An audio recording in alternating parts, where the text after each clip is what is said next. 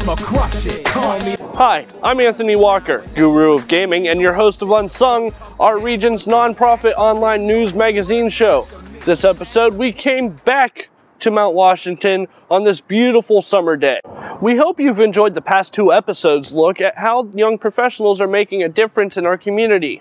A few weeks back, while at Art on Tap, we got the scoop on the Westmoreland, and we will share that story with you today.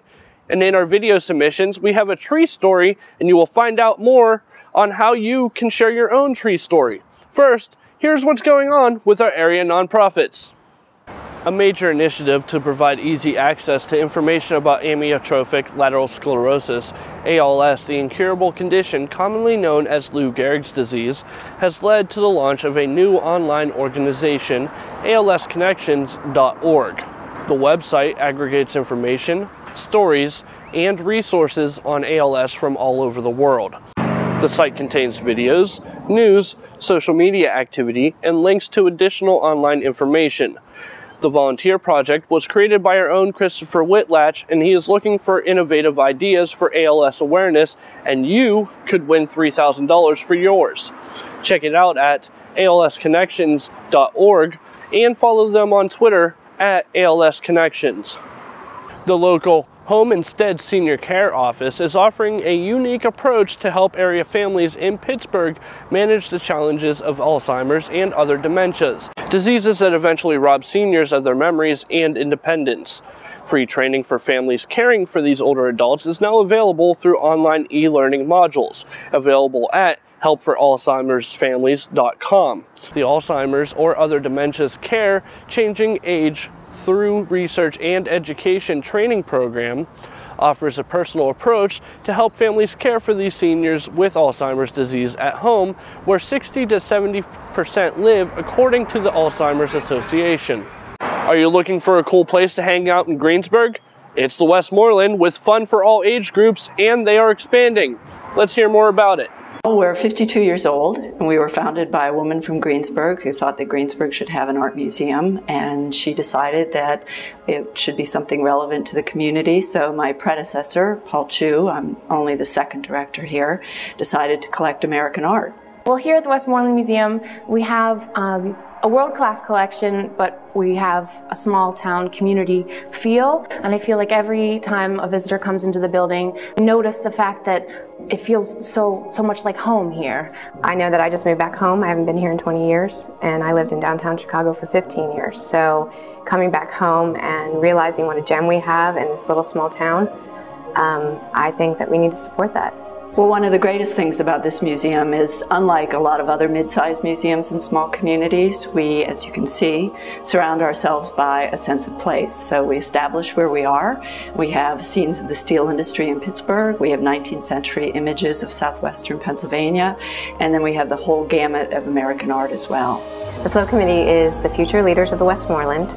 What we're trying to do is get new audiences into the museum. Then they have another young group, which is the Teen Council, and Joan McGarry, who's the educational director, is involved with that. We come here every Friday from 4 to 7, and we plan out events to host for teens at the museum. Usually these events happen once a month. We call them chill nights, and we get kids to the museum, do a bunch of different activities, and promote the art. This next one, we're doing a play on the Hunger Games, so it'll be the Hunger for Art Games, and that'll really connect with teens. It's kind of a safe haven for you to express your opinions about everything. So even, with Joan, we get into not really debates, but just awesome discussions, and we can just kind of express our opinions. The grant was given to us by the Community Foundation from their teen council, and we were chosen as the entrepreneurs to receive it. So I think one of the goals of the museum is to make sure that it's totally intergenerational and that you can start as a very young child. We have opportunities through the school districts where there's collaborations, and there's one very interesting collaboration, and that's with Stanwood. And once again, the educational director, Joan McGarry, works with the ballet, Pittsburgh Ballet Theater in Pittsburgh, and also with teachers at Stanwood. And it's a total collaboration. I think the impact that I would like to have with the museum is that I was the little girl that used to scamper around in the museum. I had a mother that graduated from Carnegie Mellon, and she used to bring us here every weekend. And this used to be a museum where we whispered. You never got to talk out loud. And what I want people to know and how I want to impact Greensburg is that I want them to know that you can come here and now laugh. The children don't have to be quiet. We can, you know, tear down those walls, see that it's a new museum, that we're kind of deconstructing the old ideas, demystifying art. So right now we're talking about an expansion. It's very exciting. We have more art that we can show. We have more people than we can accommodate. We have more students than we can educate. So we're talking about adding on about another 15,000 square feet to the museum. So we're about 30,000 square feet now.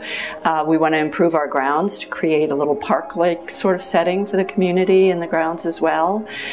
So the plans are still in development, but we're running a $35 million campaign to do that. There are always opportunities, especially in the nonprofit world. They're always looking for volunteers, whether that be, you know, a children's music festival or you know, whatever the cause may be. They're always looking for volunteers for helping hands, because, you know, there isn't the funds to necessarily pay for everybody to be there. So. Well, the first place to go is the website, and there's lots of information there. We try and post things regularly. If you're on Facebook, we also have a Facebook page, and you know, we tell people what's going on, when we're going to be ready to share the plans with people, what exhibitions are coming up, what kind of events we're doing, like this one tonight, Art on Tap. So probably the best way. Tree Pittsburgh wants to be a leader in creating a healthy, attractive, and safe urban forest by inspiring and engaging citizens to maintain, plant, and protect trees. Taking care of our trees will improve our quality of life, and they have a plan. You can find out more at treepittsburgh.org and share your own tree story like Pat Clark did.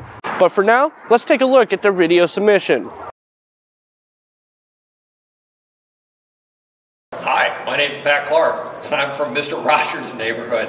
My favorite tree story, and I have many favorite tree stories, was that as a child, I tended to climb a lot of trees. I started with our neighbors had a spruce tree that was totally great because they're really easy to climb and no one knows you're there, so I would climb up in the neighbor's tree and they would never know I was there. I climbed in our apple tree until the branches started breaking, but my favorite tree to climb in was the box elder tree that grew right outside of our house, and it was so weird. It was, you know, like had arms that hung down.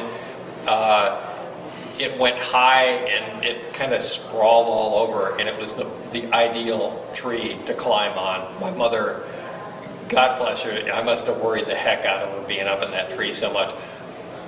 But it didn't stop with youth. There were times that when I was a teenager, you know, with teenage problems, I would climb a tree. I would go out walking around the countryside and decide that there was a tree that I thought I could climb, and so I would, and I enjoyed doing that. Some of the people that occasionally, actually I remember once being in one of those trees and having a friend walk up, and this was at night, walk up the road, pause, look up and say, "Clark, is that you up in the tree?" I have no idea to this day how he saw me, but I guess maybe he caught me on trees before. I've always been a tree climber. That's one of the reasons I like trees, because you can climb them, and I like trees a lot. So you know, Best Buddies is hanging out Friday, July 6th at the Buccos game as they take on the Giants at PNC Park on Disability Awareness Day. Best Buddies has tickets for purchase at a discounted price of $21 a ticket. Seats will be located in the outfield box, and with your purchase, you'll also receive a free t-shirt and a free 21 replica jersey. More information on how you can get involved with Best Buddies is available at bestbuddies.org. The Pittsburgh Regatta returns July 1st at Point State Park. Celebrate the Three Rivers and have fun out there, Pittsburgh. Dominion and WQED are requesting nominations from throughout Western Pennsylvania, Eastern Ohio, Western Maryland, and Northern West Virginia for the 24th Annual Dominion Volunteer in the Arts Awards. Entries are now being accepted through Tuesday, July 31st, 2012 at 5 p.m. Organizations involved in the arts who are interested in nominating volunteers can obtain VITA award rules, information, and applications at wqed.org/support/VITA-awards.php. Thanks for watching this episode of Unsung. Be sure to share it with your friends. You can check out our previous episodes and our Unsung Uncut series on pittsburghonvideo.org. I've been your host, Anthony Walker, reminding you to keep it awesome, Pittsburgh. We'll see you next time. So I said I'ma crush it. Call me the golden boy cause it shine whenever I touch it. Don't rush it, the flow comes naturally. Actually, the whole hood after me. Masterpiece, I outran a pace car.